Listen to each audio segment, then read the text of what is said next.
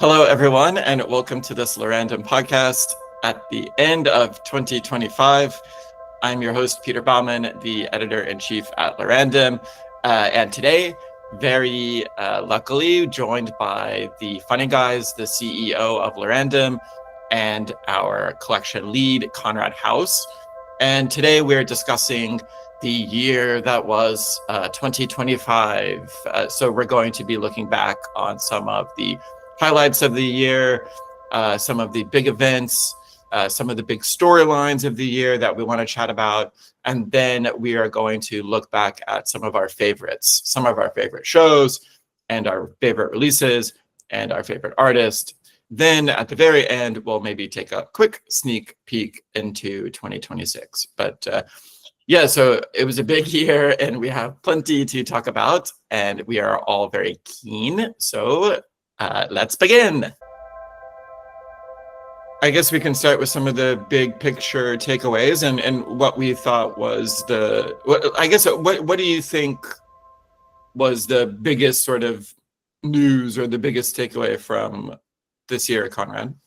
I think the biggest takeaway, and we kind of have it in some of our notes, we're going to talk about it a bit more, I think, in detail, but we kind of focused last year was like this beginning of like institutionalization, or like beginning to become more rooted in the institutionalized kind of art world. I think it's really true that like we're kind of starting to see like the fruits of that labor bear a bit, it seems like, at least, where it's like it's more often that we're seeing digital art appear in these larger scale and important places. And it seems that like it's becoming less of like a, oh wow, this is such a rare thing, whereas like we're seeing these pretty commonly every quarter, which is really exciting. So it's maybe like hoping that like this transitional to kind of more institutional awareness is really kind of helping us grow the digital art world and maybe trying to bleed its edges into the traditional spaces a bit more. It's hopefully the takeaway. So maybe bearing the fruits of all this work that's been going in the past couple of years of institutionalization. Yeah, it's one of the things that was on our list, which was kind of looking at the differences between 2024 and 2025. And you hit a few of those points that I was thinking about too, which is that, well, I was thinking like, well, which one had better vibes, I guess? Is that maybe like the right way to put it? When I was thinking about that, I was thinking about all the institutionalization that did take place that last year. And that's a lot of what we covered at the call last year that looked back on 2024, was about all these shows like Electric Dreams and Electric Op and the PST shows, like all those shows in Southern California because of PST. There was the Whitney show and LACMA Digital Witness, and there was the Molnar at the Pompidou. And so there was a lot. There was also the V&A had their digital art week and or month or season. And so there was a lot in 2024, and I would say there was probably a bit less of that in 2025. Part of that is just the conditions on which those shows appeared in 2024, which was a lot of what was happening based on 2021 and all of that. But like, I do think that 2025 saw some progression in that it did build off that momentum of 2024, and like what did take place in 2025 was quite strong, but it maybe didn't match it like pound for pound in terms of the big events. But I think those are sort of cyclical in a way. Like maybe 2026, when there's the Venice Biennale and that sort of thing, maybe that will swing back. But yeah, Jan, do you have anything you wanted to add about any of that? I think from my perspective, if we zoom out even maybe a little bit more, I think in 2021, 22, maybe also 23, it felt as if digital art was like a really important part of the overall crypto space. Everybody was interacting with NFTs. There was like thousands of collectors who just collected digitally online. But then over the last, I would say, 3 years, I would say the pendulum swung, and NFTs and digital art, like as a whole, became very contrarian in crypto. Like it's not really a topic anymore. Everyone moved on to different things. And it was right at that time when digital art in crypto started to die off, that its adoption in the traditional art world became very real. And I think that's where we are now. Digital art doesn't really play a role in the broader crypto scene as much. I think in the A16Z report of crypto of the last 12 months, I believe they said that only 2% of developers active in crypto actually touch NFTs. All of them are like focused on stable coins and other stuff like that. But there's also this other report by UBS and Art Basel, which said that 51% of the 3,000 traditional art collectors they interviewed had collected digital art. So that's for me, like, I guess like the broader trends of the last years, and 2025 has definitely been in that trend. Even less engagement from the crypto native people, even more engagement from the traditional art worlds. And yeah, I guess that's also a bit what I wonder, like looking ahead to 2026. Is that going to accelerate? Is that going to change? Is the pendulum going to swing back? Are we just going to see like a merging of these worlds? Yeah, some reflections on the year on my end. It's interesting. I think there's also just like a possibility that like those two worlds almost kind of stay separate, where there's almost like an NFT community that is like more crypto focused, and then there's an NFT community that is more traditionally focused, where there's like almost like two separate cliques within the NFT art world, where like one is more crypto native with maybe like PFPs and utility within tokens and that type of nature of a thing, whereas like the more traditional crowd cares more about like the artistic form and the piece itself and the artist. And maybe like these two camps never blend, but they also like never go away, and it's just kind of like these two sides of NFTs that you can kind of pick to be a part of, whether it's crypto or more artsy. Yeah, I think that's funny that you're talking about the contrarian stance of NFTs now, and because I think all NFTs are down pretty bad, but I was interested in if any are outperforming on the downside. And it does seem like, so this is from nftfloorprice.com, so I don't know, take this with a grain of salt possibly, but it has like categories of NFTs, and over the last 90 days, the art category, which is out of 7, we'll call it 6 actual categories. One category only has one thing in it, but 6 categories: metaverse, gaming, utility, art, historical, and PFP. The art side is doing the best, or it's doing the least worst. And I think that supports what you're saying, Jan, to a certain extent, that right as there was a bit of capitulation and on the NFT side, that was coinciding with this institutionalization. And we've talked so much about that mismatch along these, across these calls, like now, like over the years. But yeah, I think that it did take an interesting turn in 2025, and that the institutionalization has continued while the capitulation has basically continued as well. So maybe that's something that we can talk more about, this long-term versus the short-term sentiment and how to parse it. So some of the long-term signs of health that we're talking about, and maybe we can say more explicitly, are things like the fact that you can walk into MoMA, and you have been for years, and you can see artwork that's highly influenced, or that highly incorporates AI into it. We just had 010 at Art Basel. There was Toledo Museum of Art's Infinite Images, and then there's also these large scale space openings like Node and Canyon and the space in Madrid, and they're maybe not all technically happening in 2025, but they're at least announced, or there's definitely chatter about them, or they're happening, I don't know, pretty soon. Node's happening in a few weeks. There's also been the revitalized gallery scene with like Gwen Wahed and Heft and Yachi Lang, and on top of a lot of other thriving spaces like Bitforms. There are these long-term signs that, wow, actually the space is thriving or doing better than ever. In contrast to that is some realities like the price action. So what's really rough when you look at crypto price action in particular, because we're sort of like a niche within a niche within a niche. So like if you kind of zoom all the way out, the S&P 500, which is the benchmark basically for an asset that most people can agree is fairly safe. It has gone up 16% this year. So year to date, the S&P 500 is up 16%. There's a lot of talk about what's been driving that and how it's just really been one company. But still, if you had just invested in an S&P 500 ETF at the beginning of the year, you're up 16%. So macro is actually kind of good. Like macros, if the S&P 500 is up 16% year to date, that means the macro is essentially positive, or at least the markets are telling us that. And then in addition to that, you have policy macro conditions are clearly as good as they've ever been in 2025 with, Trump 2.0, his embrace of crypto pretty broadly. Then you also even have things like the mainstream art market rebounding. So there's been a lot of like doom and gloom about the mainstream art market. And then now with these fall sales and some good news from Basel, that kind of seems cheery again too.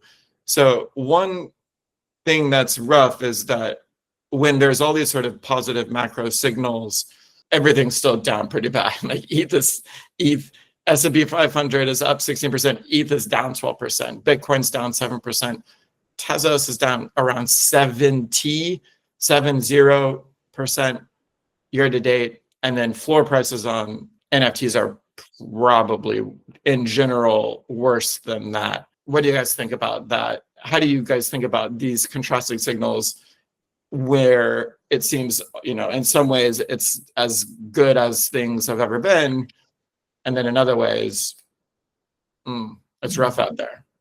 Yeah, I'm quite surprised by that, to be honest. To add even one more layer, Peter, to your analysis, also within crypto, there have been like positive stories about adoption. Stripe is doubling down on stable coins. They acquired Bridge, they acquired Privy. They're really pushing that very, very far. And so are a lot of fintechs, a lot of companies. Like stablecoins, like that's a success story. Like these are really taking off in 2025. Prediction markets, Polymarket, Kalshi, like all these are also taking off. Like I think they're becoming consumer brands as we speak. And yet ETH is below $3,000. Like it's quite far from its all-time high, almost like 5 years ago now. Yeah, that to me is definitely like a big question mark. Like it doesn't feel logical that it's so low, like also with all the macro factors you described. And for me, NFTs are just a consequence of that. Because yes, of course, there's some traditional art adoption happening, but the prices of NFTs and the prices of the digital arts that lives on blockchains, I think it's like super highly correlated still with crypto native wealth. If ETH is below $3,000, we're just not going to see any major moves there, I don't think. Or we have to onboard traditional arts and maybe other types of wealth en masse, but that hasn't happened yet. So yeah, I think for NFTs to rebound and digital art like really rebounds, we would first have to see Ether go up maybe 50% or 2x sometime next year. And why that isn't happening, I'm honestly not sure.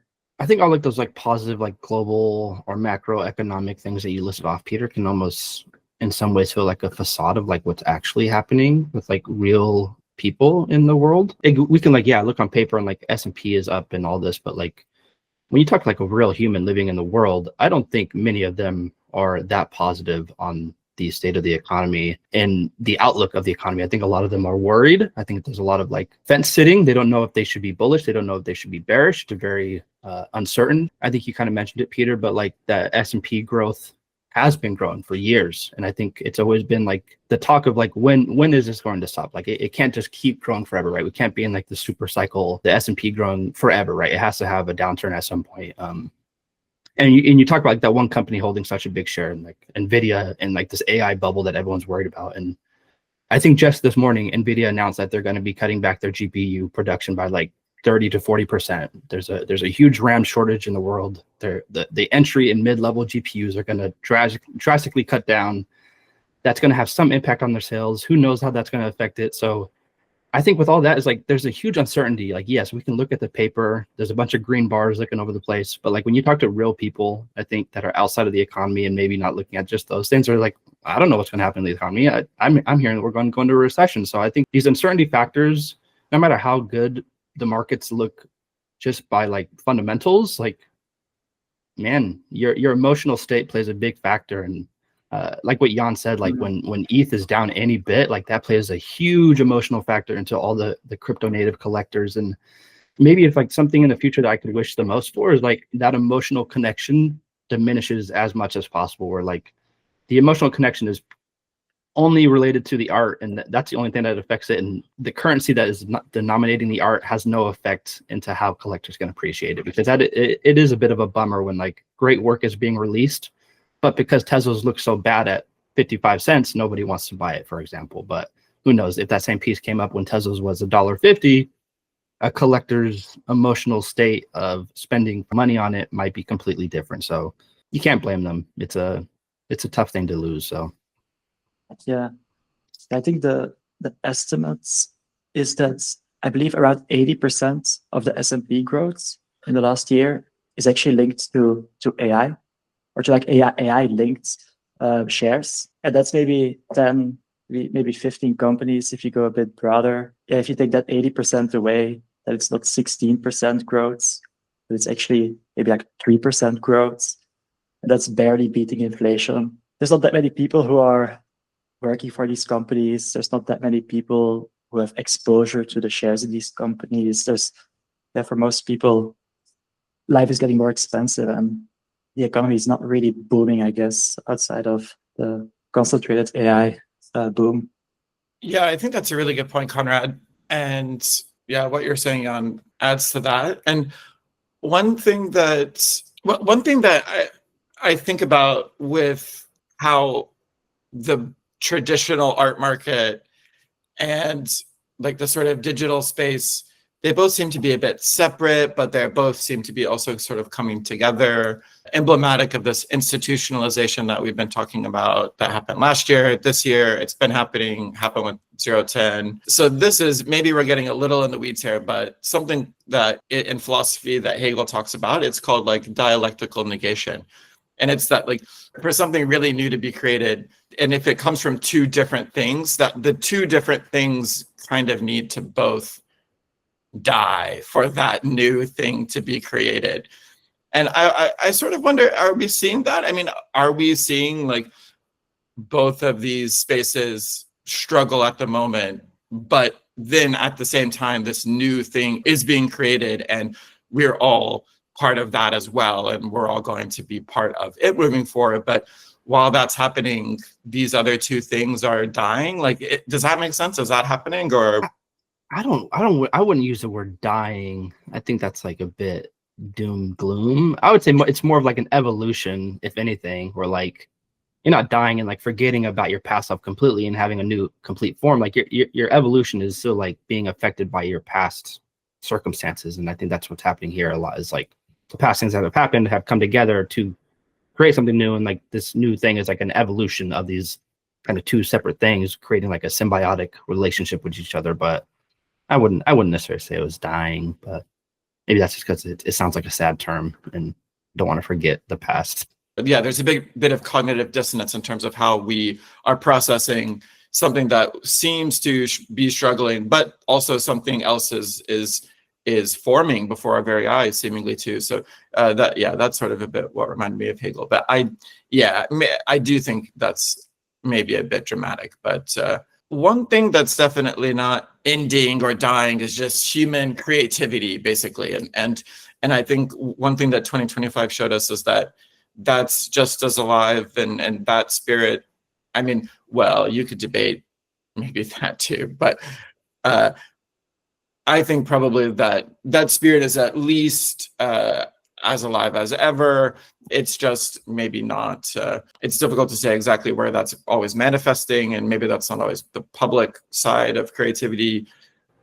Something that we kind of noted down, but I think the growth of VVV in general, and just the evolution of platforms throughout the years, kind of interesting to look at, like how art blocks has changed throughout the year, how FX kind of adjusted throughout the year.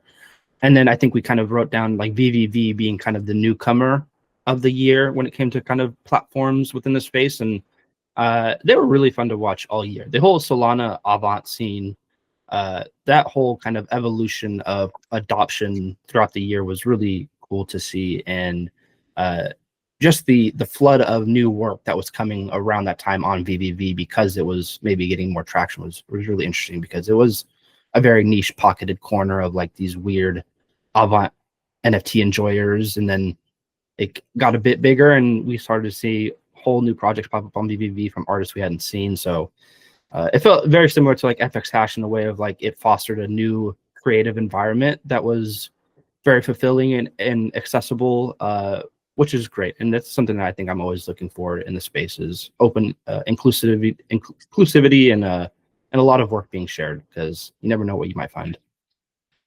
Yeah, so I think, Conrad, what you're talking about, or what you're hinting at too, is how the ecosystem, some of the mainstay ecosystem has changed a bit this year, the mainstay players in the ecosystem. And so that's something that I think we could chat about. And yeah, definitely, I think the part of that has been the sort of emergence or the rise of BBB, especially this year. I'm also interested in how some of the other, again, like the mainstays, the blue chippers in the space, how they've seen 2025. So for instance, one perhaps positive example is that Verse seems to have had a good year. They seem to be thriving, or at least they're able to stay alive, because I don't think they're as well capitalized perhaps as some of the other galleries at the moment. And so the fact that they're just able to put out these releases, and it seems like it feels sustainable, or at least as sustainable as other models that I've seen. But yeah, anything you wanted to add about that? It was actually quite interesting. I think VVV on itself, that to me feels a bit like an outlier. It's a new platform. They're actually doing well. I literally can only think of VVV. I don't know any other example in 2025. Yeah. And then with Verse, what I think is like really interesting, I think they're like really playing well to like an overall shift we've seen over the last years.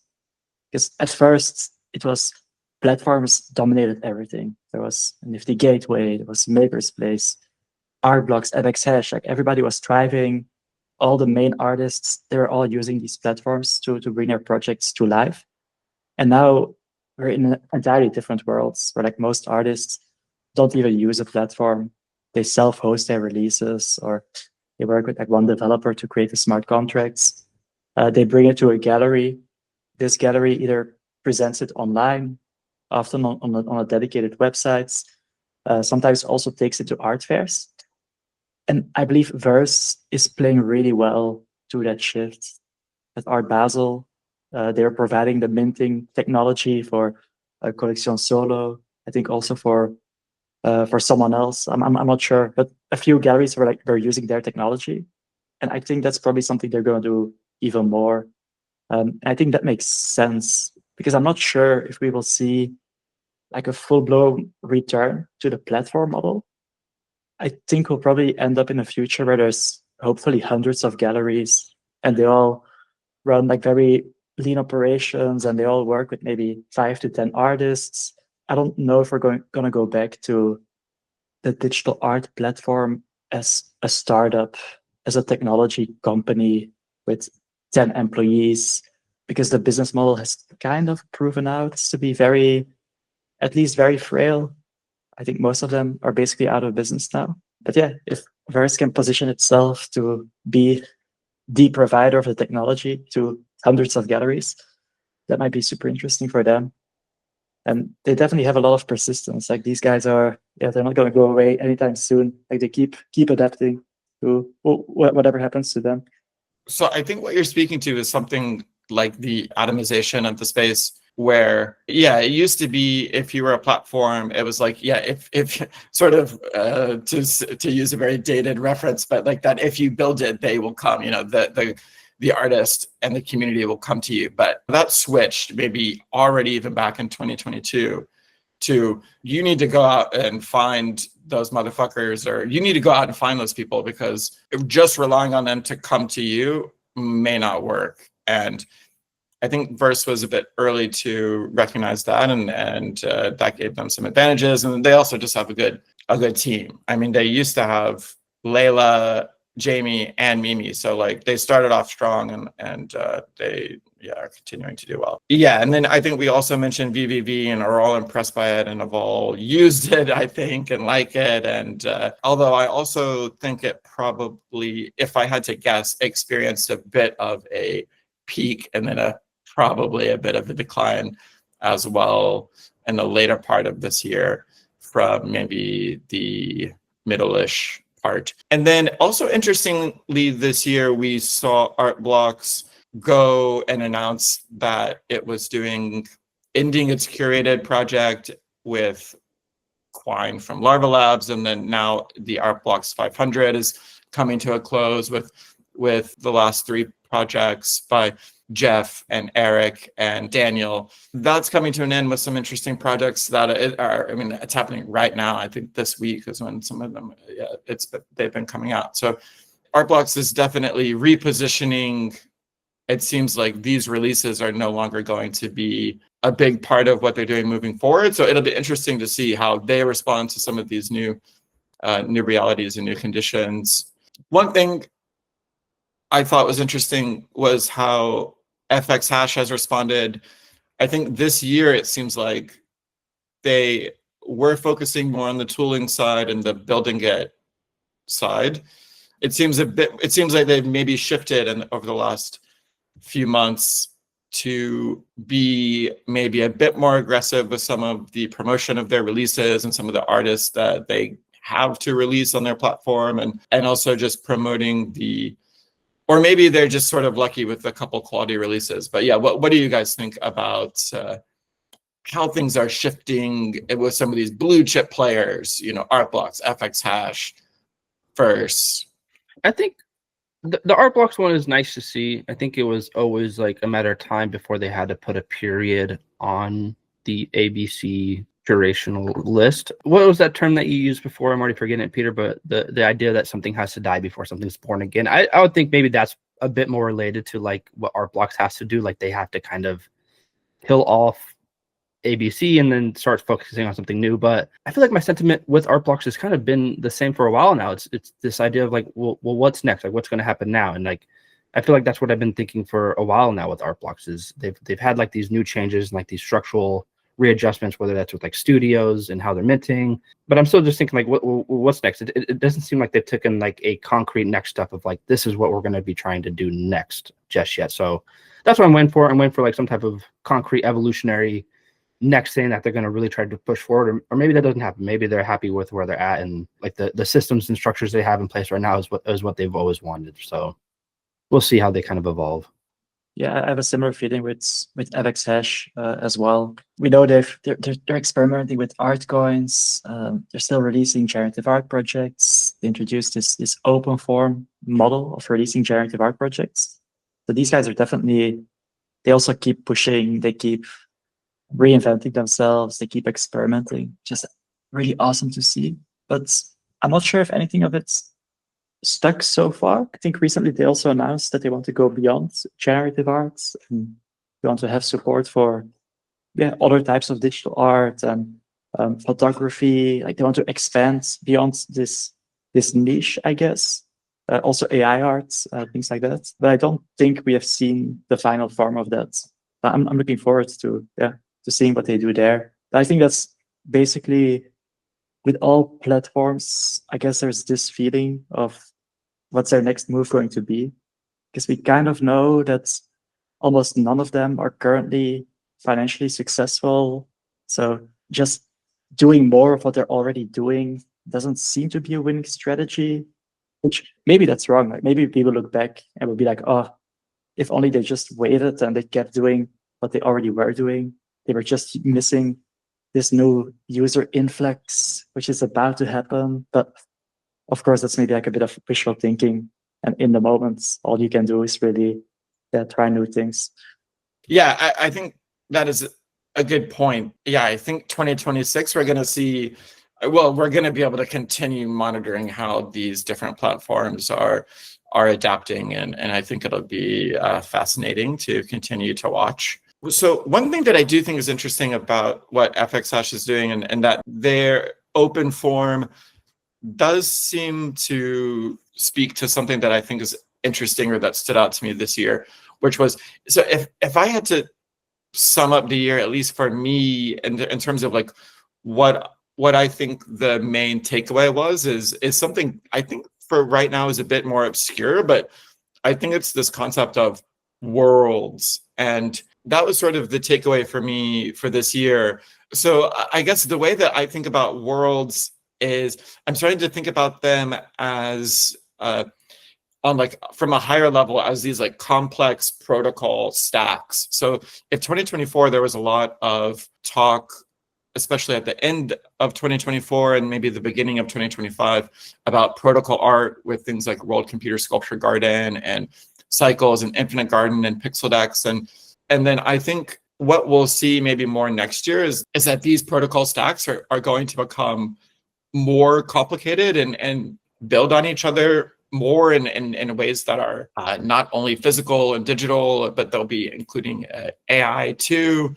I think it's also interesting because it's corresponding with world models that are also coming out in terms of frontier research, like AI research, like what Google is doing at Gemini with its world models. And then I think there's a company called Odyssey, and then what Fei Li is doing, the ability to create an entire infinite world from text or a picture or a video. I think that's going to be bigger in 2026. And so, yeah, I'm sort of interested in how those world models that are coming out this year are at the very sort of forefront of AI research, what they have to do with protocol art and 2024's protocol art, and then also simulated worlds like Ian Kim and Liu Yang or even Ian Chang and artists like that.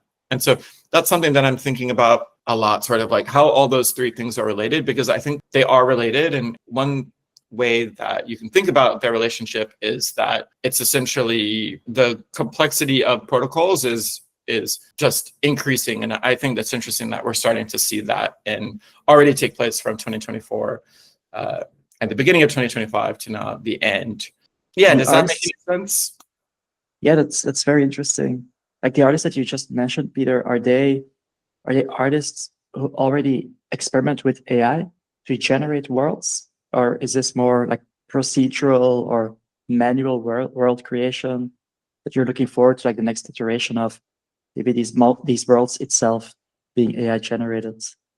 Yeah, it's a really good question. I think it's interesting how it's all coming together. Material worlds, digital worlds that are procedurally created or generated using like game engines, and then now these AI real-time engine worlds. And I think what is going to happen at the end game and where this is all sort of headed is that artists are just all going to be using all three of them in really complex and interesting and ways that we can't even imagine sort of ways. And I think things like Primavera de Filippi's Plantoids and things like Holly and Matt's, The Call and now Star Mirror, I think are already showing what you can do with kind of stacking complex protocol layers on top of each other and some of the weirdness that can come out of that. Artists are going to be increasingly thinking about what they create as worlds, because they're just going to get richer and richer and richer in terms of like the in-world cultural detail that is achievable.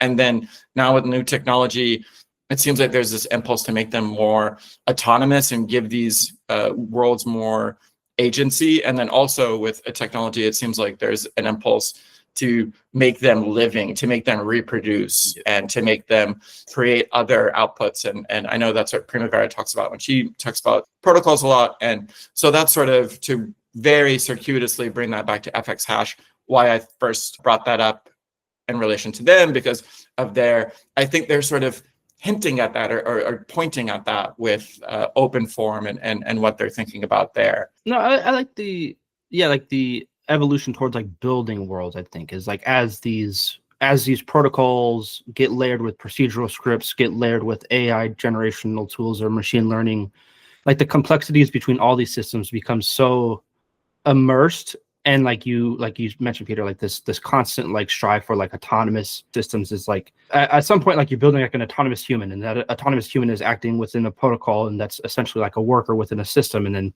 the more you look at it, the more like parallel lines you can relate to these with like a real life world system and how they're interacting. And I hope we see like the complexity keep advancing. And maybe it's funny because like you mentioned all those projects like Pixel Decks, Cycles, Infinite Garden. And when I think about it, I'm like, man, those came so early in the year relatively. And then like, and we hinted at this almost in like Q1 and Q2, where like, man, like these projects were so good. Like, is this going to be like, we had this feeling like, is this going to be the best that we see this year? And it was almost like a bittersweet feeling. We're like, oh, okay, like we just have to wait for the rest of the year because we're not going to get anything better than these things. I think obviously as artists continue to work within protocol systems, they get ideas. I'm sure when Lenny was building out Infinite Garden and while Kim was building out Pixel Decks, they probably thought of a gazillion things that they wanted to try and new kind of mechanics that they can implement. So I think just throughout time, throughout tinkering, it's a tough new field. Solidity is not easy to program. So I think throughout time, we'll see these protocols advance a bit more, intertwined with different APIs and different other systems. And then at some point, you're going to have a whole art world that is just autonomously creating itself and running. So I think that's the goal for a lot of people. Yeah, I think that's an interesting point that you brought up. I think a lot of that would be that you mentioned that happened at the end of 2024 and beginning of 2025, like the World Computer Sculpture Garden and Pixel Decks. I would call that like a type of protocol art that's like more like smart contract art. And then, like the ones that are getting more complicated are sort of, they can use smart contracts, they can use DAOs like plantoids, but they can also use additional protocols as well. And so that's kind of what I'm looking out for, is like how artists in 2024, the end of 2024, we were sort of looking at, like how are artists going to continue using protocols? I think now at the end of 2025, I think we have a bit of an answer that they're going to be using them in ways that are a bit like modular and stacking them and using them in ever sort of like complex arrangements of themselves. And I think that's sort of interesting how that's developed over the year. So one quick game maybe I wanted to play was like, if we sort of look back on the earlier quarters of the year and just give our thoughts as to what we thought about it then versus what we thought about it now. So even going back to the first quarter, I think the big things that we were thinking about and talking about then was, AI art was all the rage at the beginning of the year, in addition to those protocol arts that we were talking about. If you kind of remember at the beginning of the year is when that Christie sale happened, and Botto and Verse and Kiki and Fellowship, and Mario had his Ica work. Then in the backdrop of all that, mainly because of the Christie show, was that big open AI protest and all of that. But it sort of seems like that part of that interest in AI has that shifted at all over the year? What do you guys think about that? I think the pocketed interests have definitely shifted, but I think that's always going to happen with a very emerging technology. Like you mentioned early in the year, it was like autonomous artists were like all the hot craze. Like everybody and their mother was creating like a new AI artist that had some generic name to it and created art and tried to sell it. I do think the overall interest in AI art throughout the year has been quite pivotal. I think we'll touch it on a bit later in the year, but we kind of had like a very like cherry on top moment with the Ian Goodfellow article that we had at the end of the year, and how that kind of relates back to what Peter was tweeting about at the very start of the year with all these. He had a lot of like these little like sneak peek research, like deep dives into like early AI stuff, and I thought it was really neat. I was going to add on it later in the talk, but I guess I can talk on it now. But it was very cool how it all kind of wrapped up in one way, like on the collection side too as well. Like we were able to collect from like people like Murdoch and Parshid and Taika and these early artists. At the same time, Peter was doing these deep dives into like the early AI field, and then being able to kind of put the cherry on top of that at the end of the year with the Goodfellow articles was quite cool. But within like the specific interests, it's hard to see how they shift. Specifically like right now, like I don't know what the big craze is with AI right now. I know people like it, but whether it's like image generation, video generation, or agent generation. I don't know where that like the peak is. It doesn't seem like there really is one right now. I think it's world models. I think that's where like the moneyed interest is right now, like to develop those. But yeah, sorry, Jan. I think that makes sense. Like I would also say there was at the start of the year, there was maybe even a bit of a AI art hype. I even think I like to remember some tweets of people saying how AI art was going to overtake like all the other types of digital arts. It was going to like generative art was basically going to become like a small section within AI art, which is going to be like this really huge, all-encompassing genre. I don't think that has played out at all. I think it's also like a big takeaway of the year. Like if we look at the list of the top projects, and not only like art or projects, but also of other people in the space who like to make lists, who like to look back on the year, generative art is there. Like it's very much alive. Maybe the forms are a little bit different, and maybe the projects have become a little bit more complex, and they also have some protocol art aspects, but it's all in some way, like almost all of it is somewhat generative in nature. And I think with AI art, we're now maybe in a phase, it feels to me a bit like the phase 2022, 23 for procedural generative arts, where we did a lot of, like the community did a lot of digging into the history of the movement. Like all of the pioneers were being interviewed. Some of them were being invited to mint NFTs. Vera Molnar minted her NFTs. And we had to go through that period to to make sense of what was happening in the present. And with AI arts, maybe we're going through like a similar phase. I think back, for example, on Mario Klingemann, his presentation at Fellowship of all his like early works, where he really dug through the archive and he presented a lot of works from before the NFT periods. Same thing with G. Gogan at Fellowship. Our interview with Goodfellow, I think it's also part of that. Like we're really trying to understand AI art and trying to understand like where it comes from, and then it hopefully brings the genre to like its next maturity phase. This idea of AI art being this like unstoppable wave that is going to take over, like that hasn't played out, and I don't think it will. I don't think it will in the next year either. Well, yeah, I think what you said about maturity is the key, is that it's moving on to something different. So it's this next phase of maturity where it's no longer, I mean, you could call that post AI, and that the differences and the interests are so different. But like, I think what's happening now is that the AI is just becoming diffused in practices. So it's just becoming, it's filling in the gaps in spaces and practices, and it's not doing it. It's doing that in a way where it's not the focus as much as it was even at the beginning of the year. So yeah, I do think that's interesting.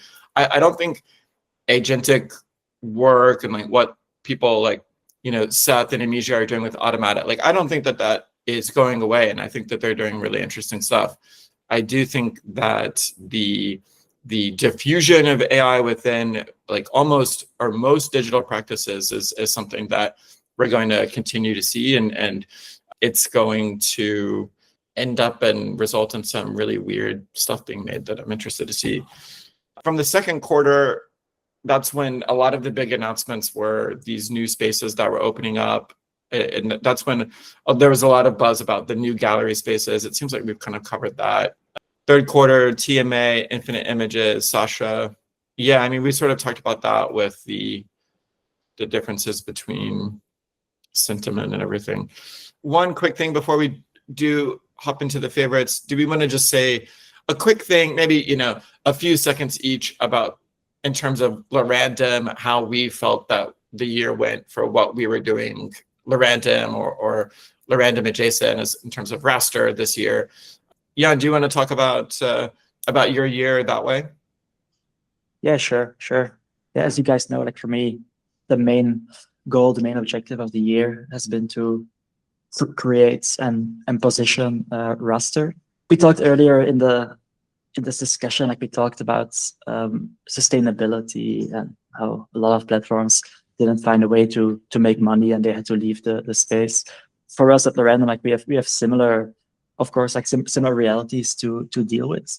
I hope that in 2025, I managed to launch an interesting product, which hopefully sets us on a way to also become a self-sustaining art institution in the future.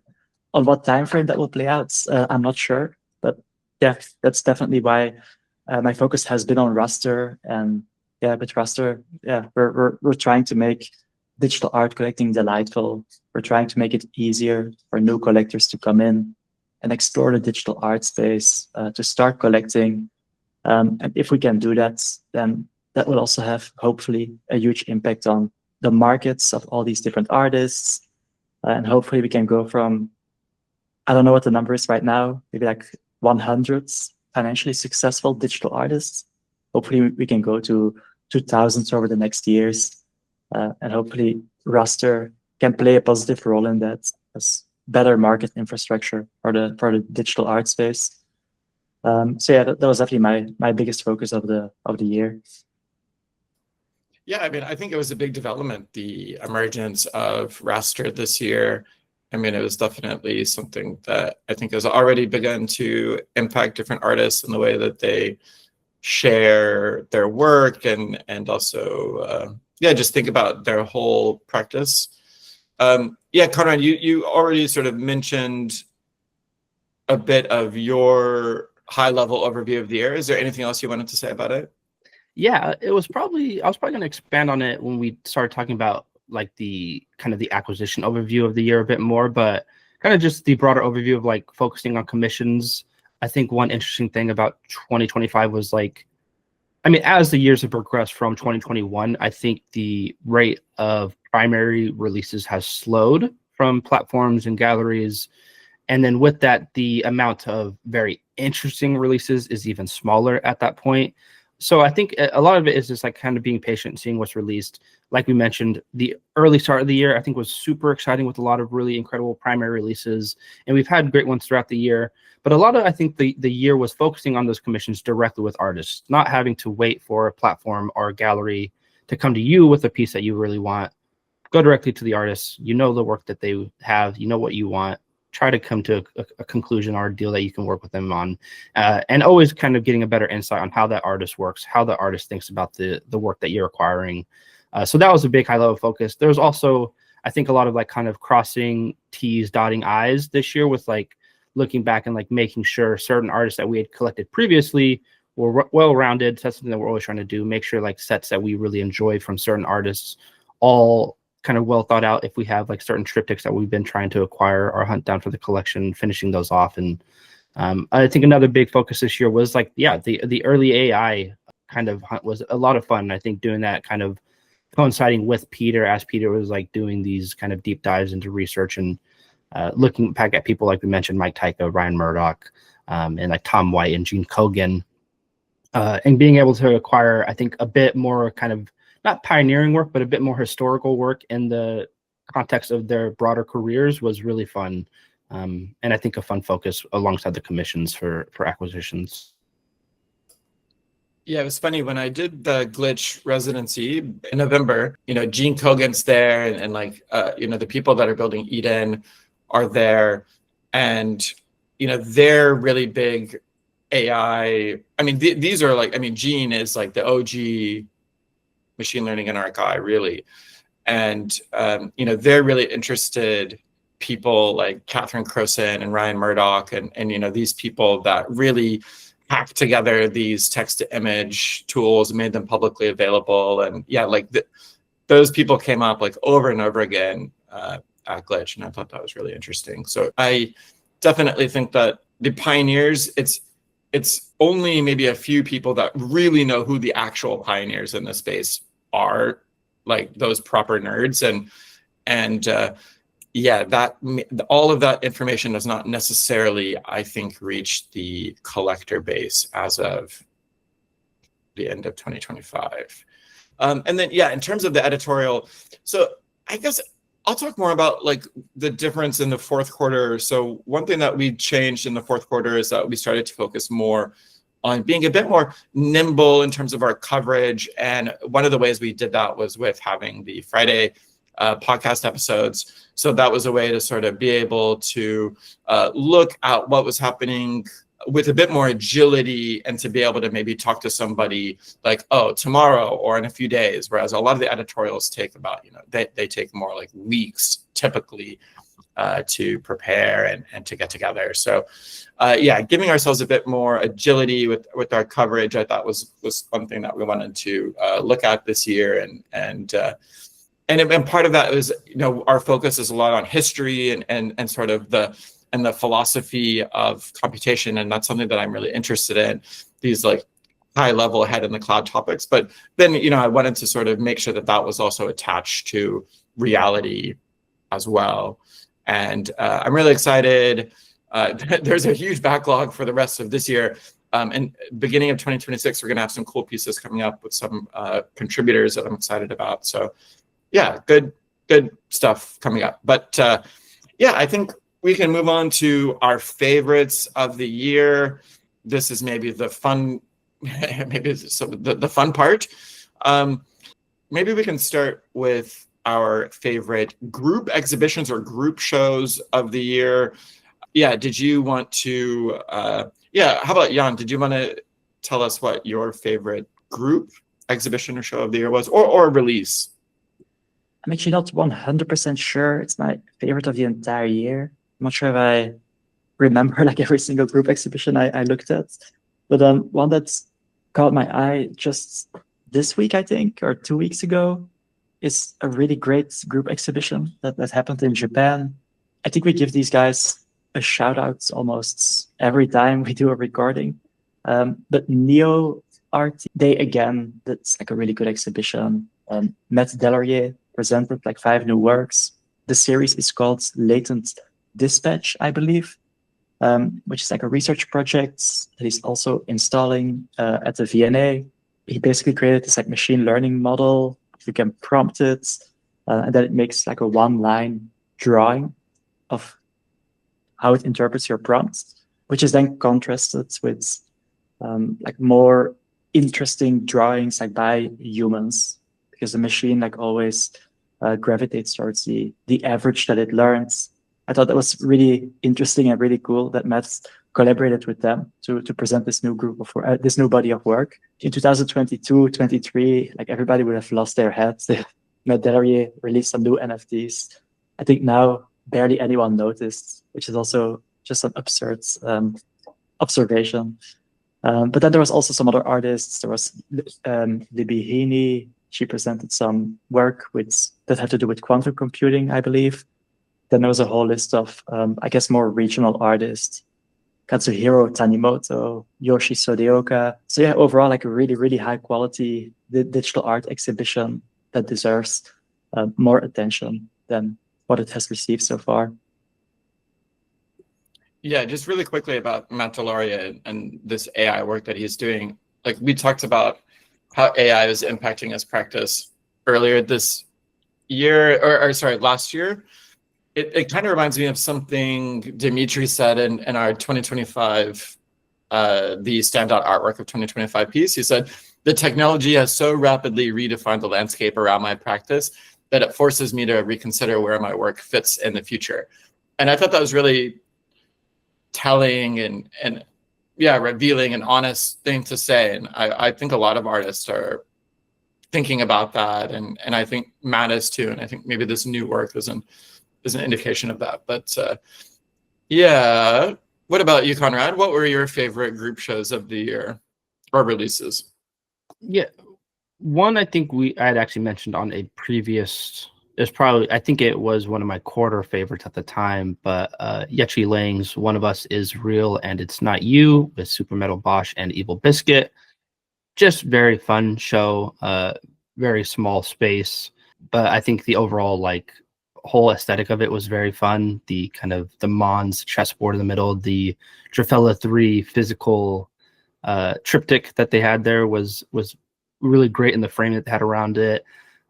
I don't know. It was something that I think we'd always had this fascination with VVV, and we talked to Jared earlier in the year, and like hearing them talk about the work and them being this very odd niche little corner room exhibition that was like showcasing this very neat work was really fun to see.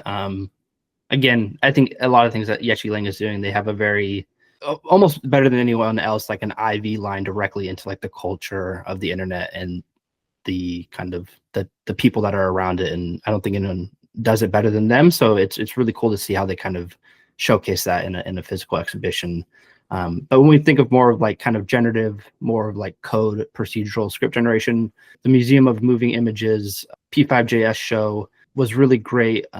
They had a lot of kind of standout kind of community figures from the P5JS space that were kind of representing and showcasing work. And I've always had a love for P5JS. Obviously, I think when I first got into procedural and generative art, it was always like the standout community and everything that just came from processing.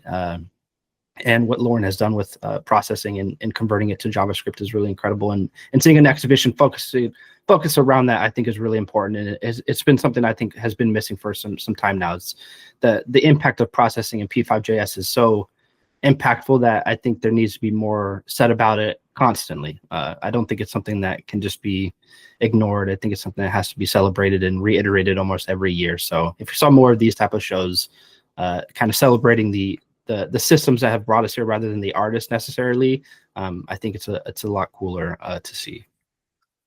Yeah, that was a cool show. And of course, that was organized by Regina Harsani and Momi there.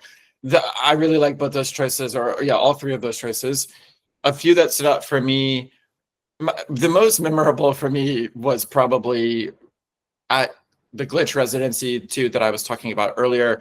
So it's about a 2-week thing. And then the very last night really is this group art show called Room Service, where all the participants, which is about usually around 50 or 60 people, they participate in this group show where they kind of, the whole chateau in France becomes a space for art and this group exhibition. And it's very collaborative. Everybody sort of gets a partner usually organically and chooses a space and then puts on a small exhibition. And it's typically related to what they had been working on or thinking about over the course of that 2 weeks. And yeah, it was a really awesome experience to go through everybody's rooms. There was Glitchbox performances. There it was a lot of art and technology. So it was a lot of, again, sort of like Beeple's.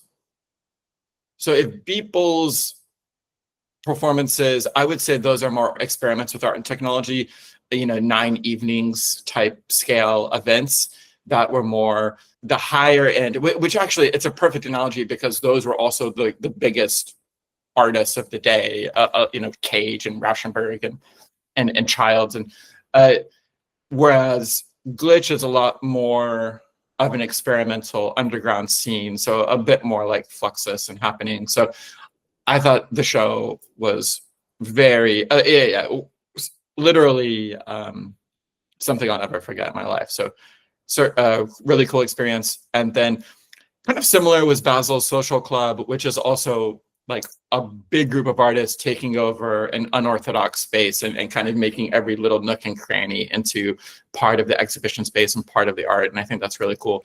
That was a really similar show was something Luba Elliott talked about, the Minor Attractions Art Fair. She talked about for our 2025 standout artwork piece. So I think that kind of showed that, and I think even the Yechi show you were talking about, Conrad, fits to a certain extent, where they're just, they're putting artwork on windowsills and that sort of thing. And it's not only, it's a bit more informal. There's also a digital twist to it. And yeah, I think that those shows were the ones that stood out to me this year. And then one more thing I'll mention, and slightly controversial take, is I think some interesting group art of this year was also Claude Opus and Gemini 3, and then what World Labs did with Marble. And maybe, Jan, you can even talk about this yourself as like the extent, this was really the year of vibe coding taking off. Vibe coding had been a thing before 2025, but it seems like, especially with Claude and Claude Opus, this was the year that it really started impacting people more at large. And then I think it's also had a really big impact on art. I mean, I think almost, Beeple was talking to me about how he vibe codes and how that was part of the process with regular animals. So, I mean, like, it's touching everywhere. Yeah. Did you want to say anything about that impact on you this year, Jan? Yeah, for me, it was definitely the year that this became more real, that you can actually do it reliably and you can do it for production applications and not just for something you throw away right away. And for me, it was actually really inspiring to see like some other people, like in the digital art space, how they use AI models to like speed up product development. And I would say like two people that really stood out were on one hand, Seth Goldstein. Like he is really into it. Like he's really proficient with like all the AI tools. I think he's like always talking to at least a few agents at the same time.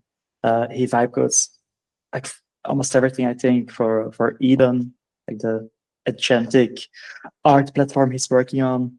He also does a lot of vibe coding for Node Foundation to help them with their programming and help them create like proofs of concept.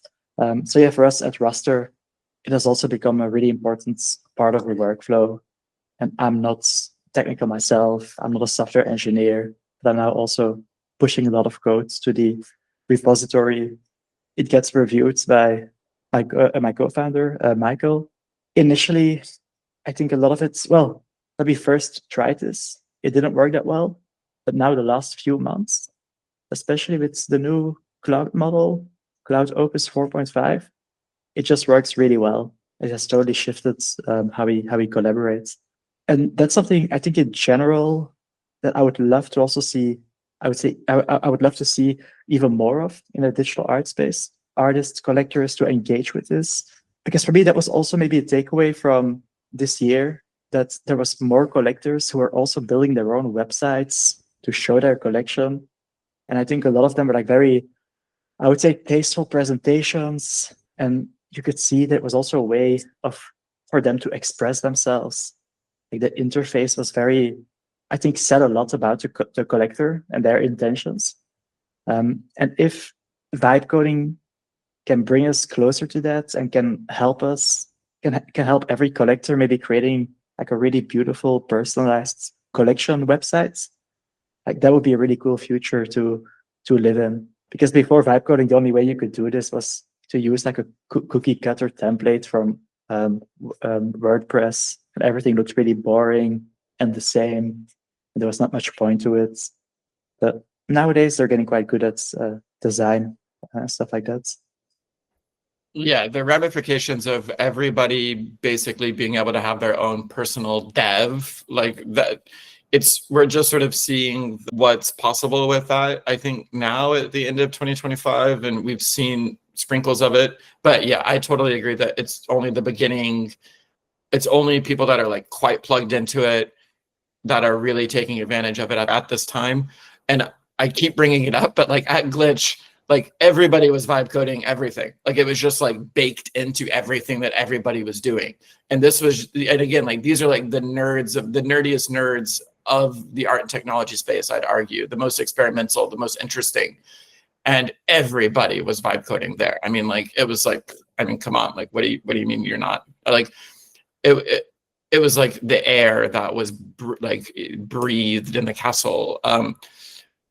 One of my favorite works that was part of room service that we were talking about earlier, and with our favorite group shows, was something that OXFF, who we all know and like his work, and Stevie P, and this really interesting artist Wendy Yan, so basically they vibe coded this infinite world model game. Like, so it was like that was the sort of stuff that was happening at Glitch, and I thought that was yeah, there's no question that we couldn't have had this talk without talking about the impact of vibe coding this year, and yeah, especially in art, and how, man, like that is something we'll be talking about it next year too. Like it's not going to be going away. No, absolutely. I think also for people listening to the podcasts, I think a lot of people probably listen and they think like, oh, it has the word coding in it. Like that's not something I do. I'm not a coder. And even though it's becoming easier, like I think it's still a bit daunting to make the first step and to just try it. But I would really encourage people to just give it 10 minutes of your time. Like just give it a try for 10 minutes where you say like, okay, I'm really going to just try to experience this in the next 10 minutes. And I believe within 10 minutes, you're going to feel like some of the magic of it. Because before, like starting to code, it was daunting. Like you had to set up like all these like libraries and your environment, and just to get started like took hours. But I would go to Google AI Studio. I would vibe code over there. I think it's like super easy. Or alternatively, I would do it with Cloud Codes in your terminal. I think both of these options, you should be able to get them set up within a few minutes and experiment and feel like where AI is nowadays, because it's a lot better than maybe 2 years ago when you maybe first tried it. What makes me so hopeful about like vibe coding is like the idea that like digital programming literacy is probably going to increase. There is probably going to be like some like idiocracy effect that like AI has on some small group where like things do get maybe dumber or more simple. But I think in general, and like in the broader macro view, like the sea levels will rise with more people being more literate with how computers and programming works. And I think that's really cool. I mean, as I've grown up, computers are so incredible. Computers are some of the most powerful inventions we've ever seen in the past thousands of years in our world. And the fact that like the majority of us people have no idea how they work and we don't know how to actually use them to create them to have like a function that really suits our needs, and like we can't create something that's bespoke to our own thing. I think the idea that vibe coding might make the tools of a computer more accessible to everyday people is really exciting. I think that's what I'm looking forward to most, is like the computers are such an incredible machine that we cannot use to our full potential because not everybody knows how to use them to their full potential. That like as vibe coding becomes more accessible, that everybody is going to be able to use these machines to better their capabilities. And I think that's just going to go forward to have such compounding effects on the world and how we kind of see technology. Yeah, I mean, absolutely. Like one way to think about it too is that basically for the first, I don't know, since the beginning of computation, so the first 60, 70 years of computation, computers and humans have not spoken the same language, and it's been very difficult for them to speak to each other.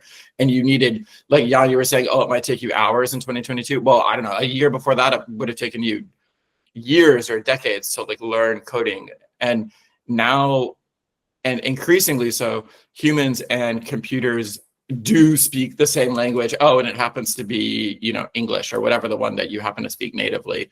And yeah, the impact that that's going to have on creativity is so exciting, and I think it's something that we have to look forward to, yeah, this coming year. Anything else about that, or we can move on to our solo favorites of the year? Yeah, Conrad, did you want to say what your solo favorite work of the year was? Yeah, I got two here. One's more physical, one's more digital. I believe these might have been mentioned on past quarters, but that's only going to make sense since they kind of stuck with me throughout the year. But on the more physical side, it is Copper Gillis solo exhibition with microscope gallery titled As I Said. Very kind of cohesive career catalog of Gillis work. This show just like happened to start around the same time that we were kind of diving deeper into Copper's work and starting kind of commissioning directly with her. So the idea that this kind of exhibition happened kind of coinciding that same time was really fun, and was really insightful to see kind of this broader view of all of Copper's work, because it's not always accessible. She's been a large educator in the space and maybe not kind of triumphed as the artist as she should be. So she never really got to showcase all of her work in the most public spaces. So seeing it kind of cataloged together was really great. And then on the digital side of things, it would be Arm van den Dorpel's Quantizer, which was released with Verse Solos. This was an extension of his previous Solos project, which was Struggles for Pleasure, which is another project I really liked aesthetically. They share a lot of aesthetic kind of similarities, but the way that the systems run is quite different. Whereas Struggle for Pleasure kind of starts from like a blank point and then grows to this final composition endpoint, whereas quantizer is kind of a never-ending real-time animation that is going to kind of constantly cycle through animations. And just great work, great extension from Struggle for Pleasure. Again, similar to Cycles, which is the project that I'd mentioned in the standout project of the year. Another piece that like I was able to sit with for a long time. Great kind of like living presence with the piece. Overall, always loved Dorpel's work, so this was a standout and another great job by Verse Solos, having another great, fantastic release. For me, it's also a project that we talked about earlier in the year. I think when we discussed it, we already said that, yeah, this is probably going to be up there by the end of the year. Like a lot has to happen for it not to be the case. The project I'll remember most of 2025 will probably be Pixel Decks by Kim Eisendorf. Yeah, most of our listeners probably already know about it and know why it's so interesting. I think it's a project that has it all. It's like compelling on many different levels. Yeah, it's a very interesting visual experience. It's conceptually very, I would say, refreshing and innovative. Yeah, it's like very complex and interesting, but in a way that just makes sense. Like it's a really beautiful system that Kim created there. So yeah, for me, Pixel Decks is definitely the number one. Yeah, I think it's a really good example of, again, like how artists are starting to use more complex layers of protocols and rules in their work and experimenting in that direction. And speaking of that, one of my favorite works of the year was DX Terminal by DX Research Group, which I think was also a part of that tradition of, I think, early explorations of like artists. I mean, art and artist building worlds has been around for a very long time, but I think using the latest and most emerging technologies like AI and AI agents to create self-sustaining worlds and autonomous worlds is, again, I think, sort of increasingly where I think I see art heading. And DX Terminal was a really interesting early experiment. I mean, just, I think, imagine, and it's funny because the graphics are quite simple, but I think that's in a lot of ways like where it is, like in that step of like artists creating these really rich, interactive, and self-sustaining worlds. And yeah, I'm really interested in how that's just going to get even weirder and even more interactive and yeah, like even, you know, even more like productive as we head into 2026 and even more like detailed and rich.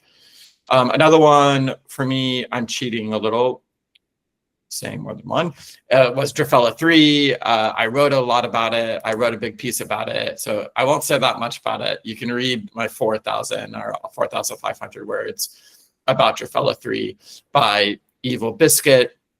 So it's part of that VVV, Remilia, Solana, you know, Avant NFT scene.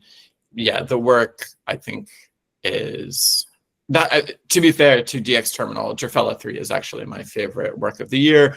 And then another really big standout to me was Holly and Matt Starmuir, again, because of, I think, the steps that it's taking and how they're thinking about the complex protocol stacks and incorporating AI and physical space and audiences. And they're some of the leading people kind of shaping the weirdness of where this is all heading. And they're talking about, you know, making AI psychedelic. And I think a lot of that is really interesting and just making all this weirder and more experimental and, you know, less corporate-y, I think, in general, is all positive.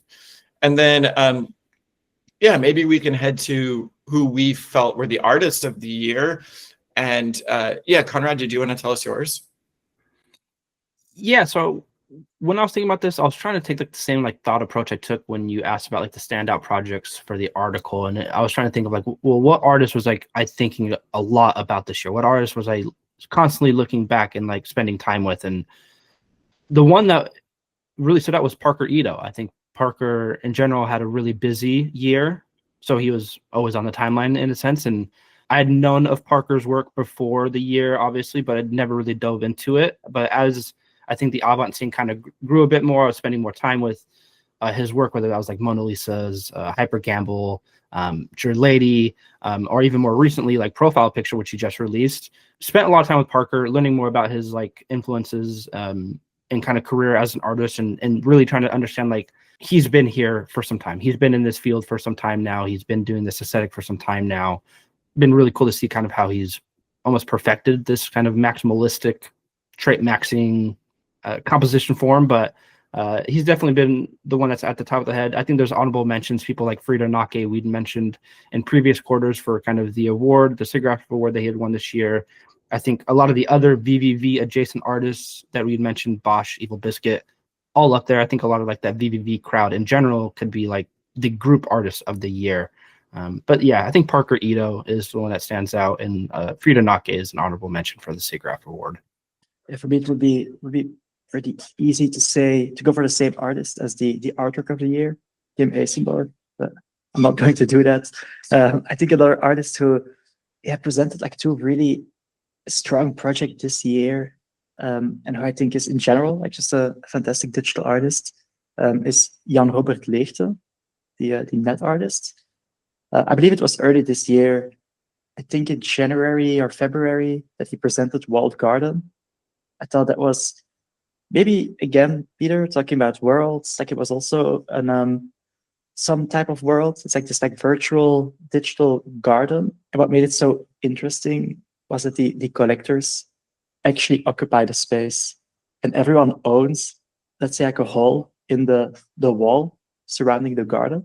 And you can see like who is at the other side of the wall. Like you can interact with the piece, and it makes it visible that everything we do here in this on-chain digital art space is inherently social, and that we occupy these like shared digital spaces together.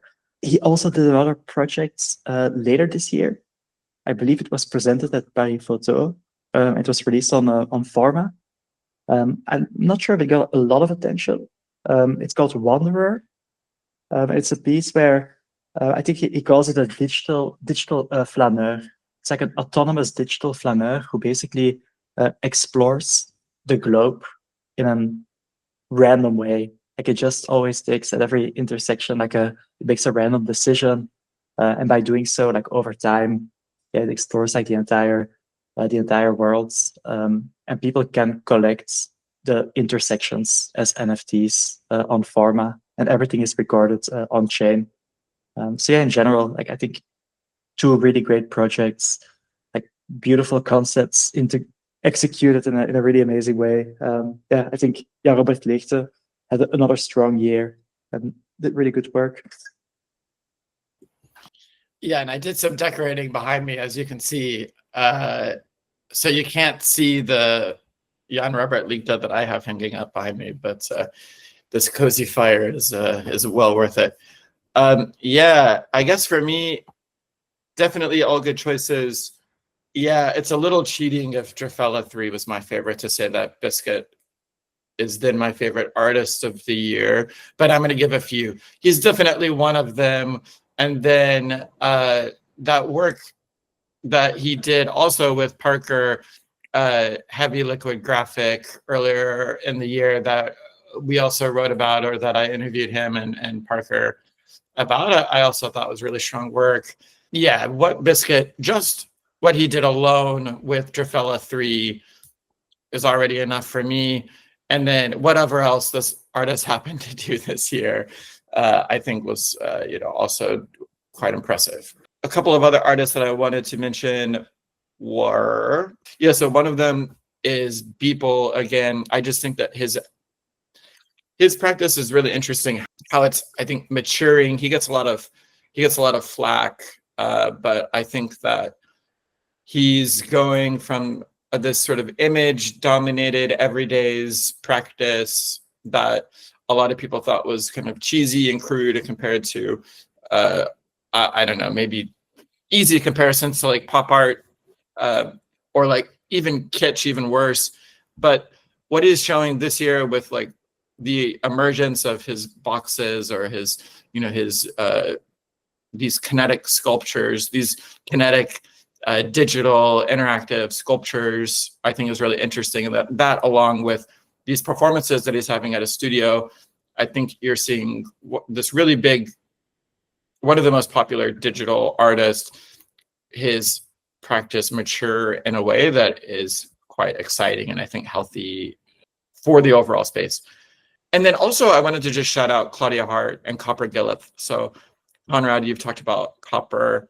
Yeah, I think they've both had some institutional success this year after decades of not so much of that. So congratulations to them. I think they're both hugely, hugely important digital and video and computer game and just, well, they're just hugely important artists, period. And they've touched a lot of different things, like Claudia with AR and simulations, and have so much to do with this sort of build up to worlds and what I've been talking about. And then Copper, she's so curious and always reinventing her practice. And so interestingly, Copper, and I think maybe Claudia too, but Copper was also at Glitch, and she was there for every presentation about, about Claude Opus, paying attention and taking notes. And so she absorbed a lot of slop that week or two. And I thought it'll be interesting to see how that impacts her. But always somebody who has an open mind. And I think that's really important.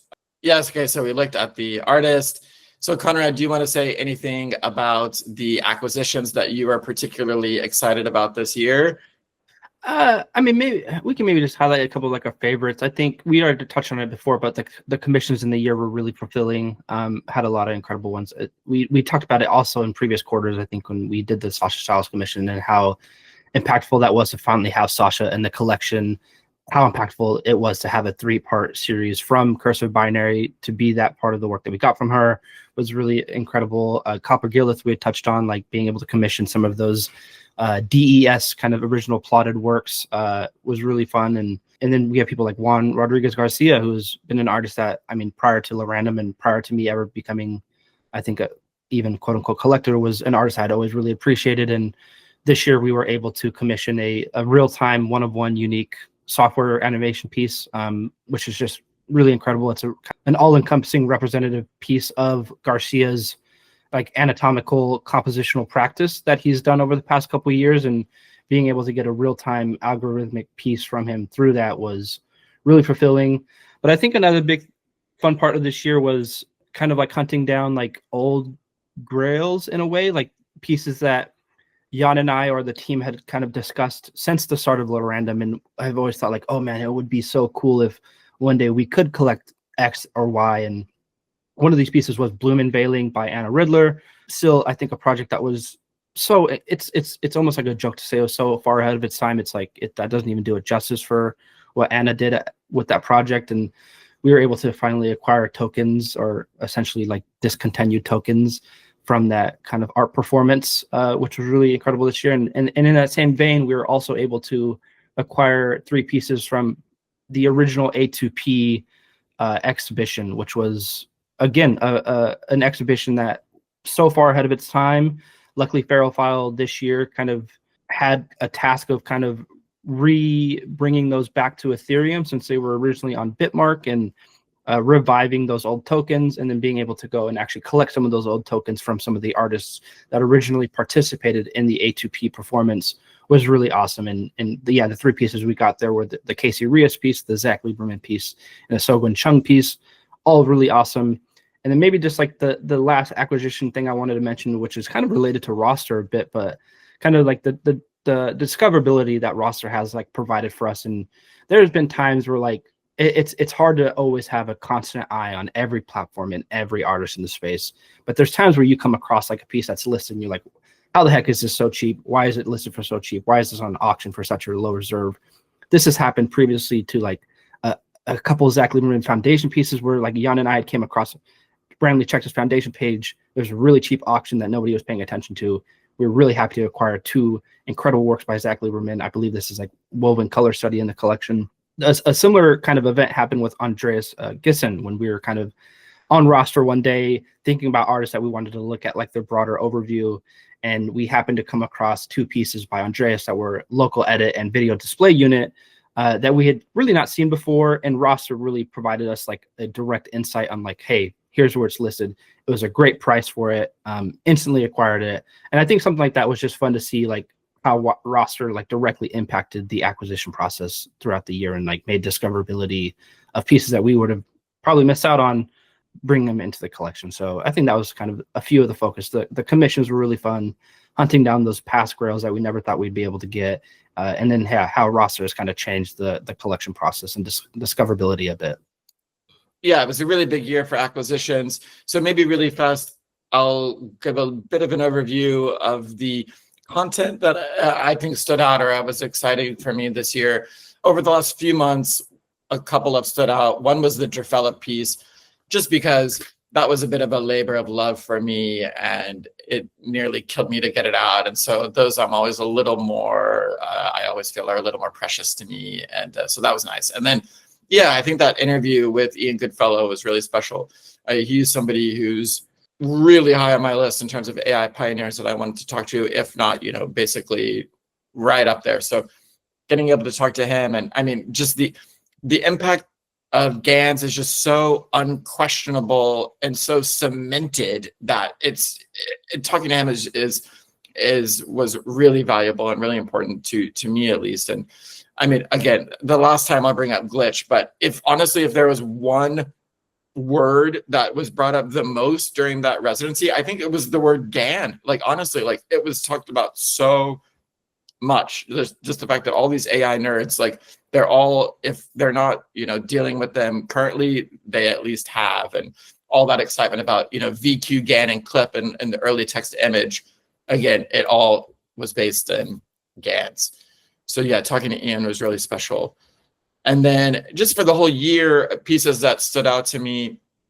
So in terms of like success or whatever, in terms of like readers and sort of sustained success over the year in our pieces, The People Are in the Computer Part 1, the piece that I wrote about Alec Radford, has been sort of by far our most popular piece this year.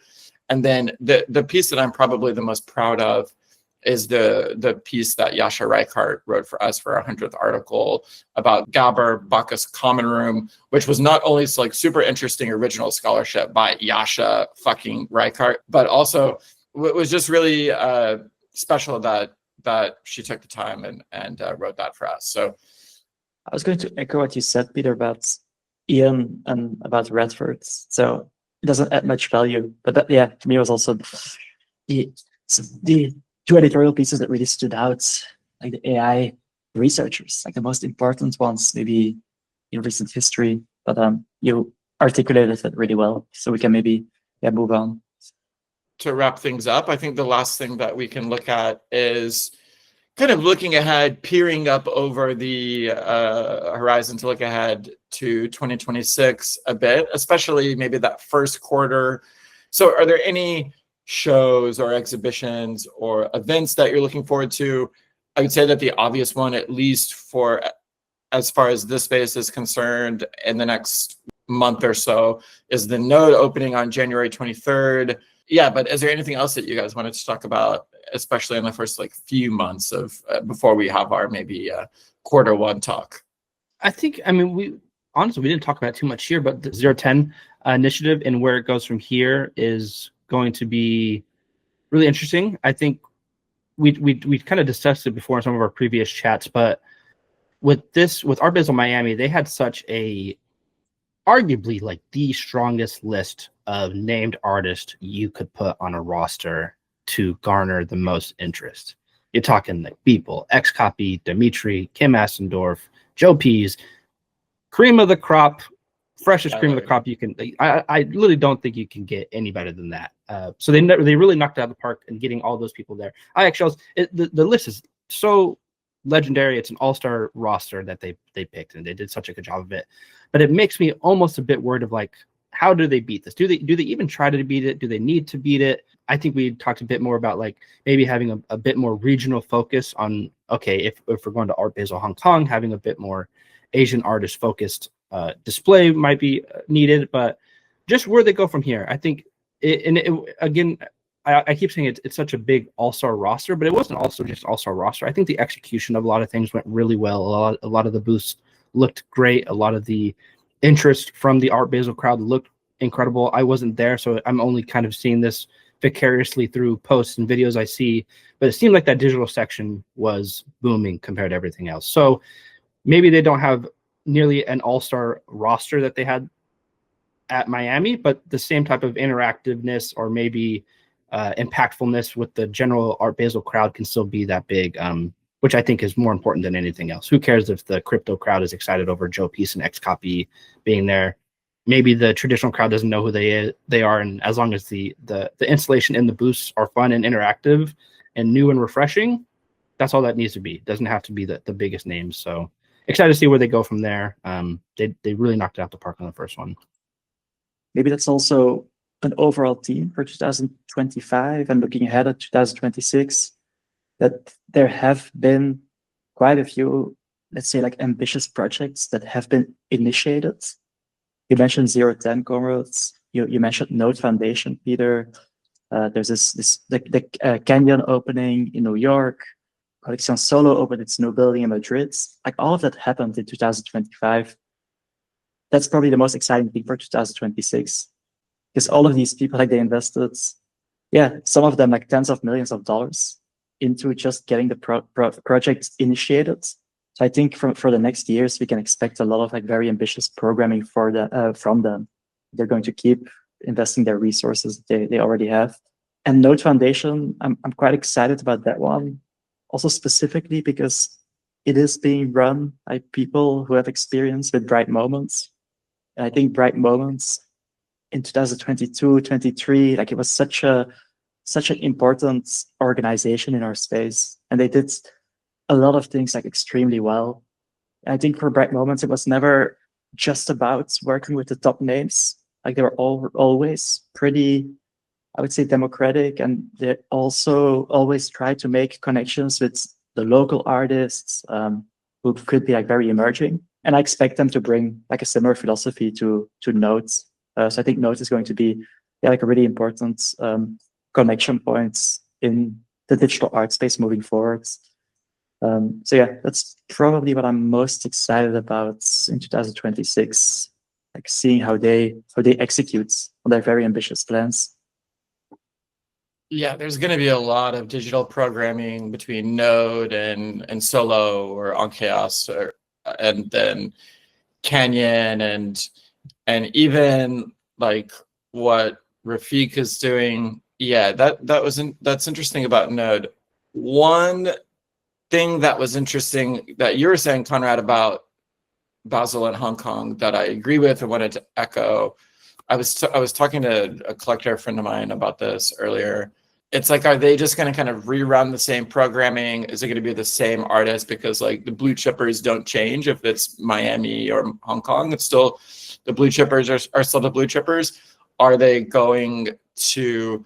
In which case, is it just going to be the same thing again? That doesn't seem like it would generate the same amount of interest or buzz. And then, yeah, like I'm sure there's going to be some regional focus and yeah, so I'm curious about that.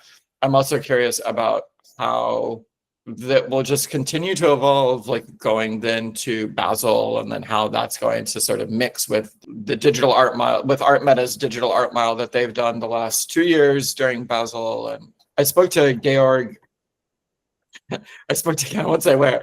It was that glitch again. But I spoke to Georg, and it was he said that they're going, Georg and Roger. He said that they're going forward with that. So yeah, I'm curious what that's going to look like. I think they can coexist. I think it's probably good to have them, the more digital focus, the merrier, perhaps. And then some other interesting shows that are pretty soon or have already opened are things like Hito Sterls. She has a new show in Milan at the Fondazione Prada.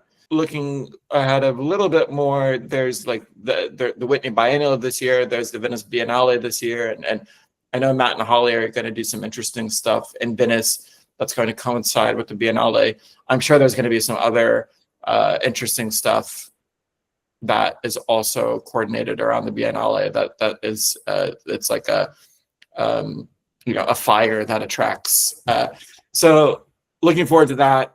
And then also V&A has their digital art season. It's kind of like a biennial as well. It skips a year. So they're going to have that this year too. So looking forward to, yeah, some of these, I think plenty to look forward to in 2026.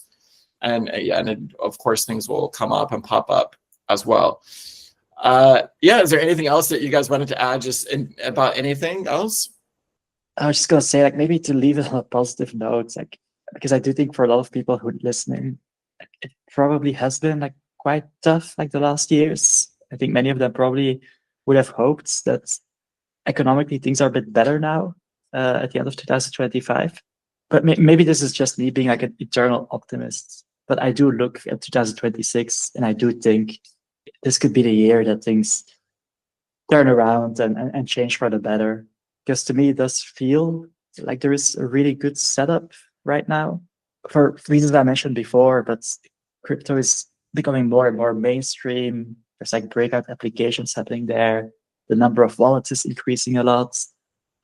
Digital art is now being taken seriously by traditional art. Every fair, every institution almost has a digital art strategy, is executing on that. I look at 2026 and I do think that, yeah, it's going to be a good year. It's going to be better than the year that we had from that perspective. And also with Raster, like, we're going to try to make that happen and try to onboard new people to digital art and try to both broaden and deepen the collector base. And hopefully that has a positive impact on everyone in the space, makes it more viable for everyone to stick around and to spend time and energy in the digital art space. So I spoke to people right before 010. I mean, honestly, regular animals could be it might be the work of the year in just art, period, let alone digital art. I mean, the amount of attention that it got. And I asked him how he sort of saw this misalignment between sentiment and institutionalization. What he said was, I believe it's going to be a slow march towards acceptance over the next 10 to 20 years for this to be fully canonized. But I believe that that's completely inevitable. So yeah, I think that rings true, that it feels, I mean, barring, I don't know, civilizational collapse or whatever, I mean, it feels pretty inevitable that we can see the direction that this is heading. So we're directionally correct. And it's just a matter of knowing that and being confident in that, which is, I mean, essentially, yeah, again, barring civilizational collapse, assured.